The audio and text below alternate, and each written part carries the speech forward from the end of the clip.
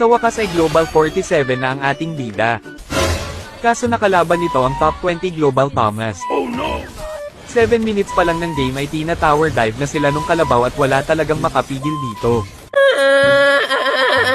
Grabe hindi talaga namamatay yung Thomas, kaya hindi niya na ito pinansin at yung malalambot na lang ang pinuntirya ng mandirigma. Tila sinusubukan na naman ng mga kasabi niya na paslangin yung kalabaw. Ngunit ni kalaunan ay sumuko rin ang mga ito. Ilang sandali pa ay sinubukan ulit itong pitasin ng mga bayani.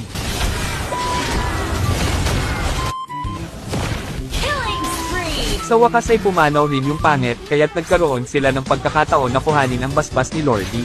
We did it! We did it! We did it! Yay! At dito na nag-umpisa ang kalbaryo ng kanilang mga katunggali. Legendary! Double kill! Parang It's the time! Ally has been legendary! Palokani. Paubos na yata ang ML10 ni Cardo, kung kaya't hindi ito pinalampas ng ating bida. Instant kill! Saktong nag-aagaw buhay na rin si Thomas, kaya mukhang dito na mauubos ang bawat miyembro ng masasamang loob.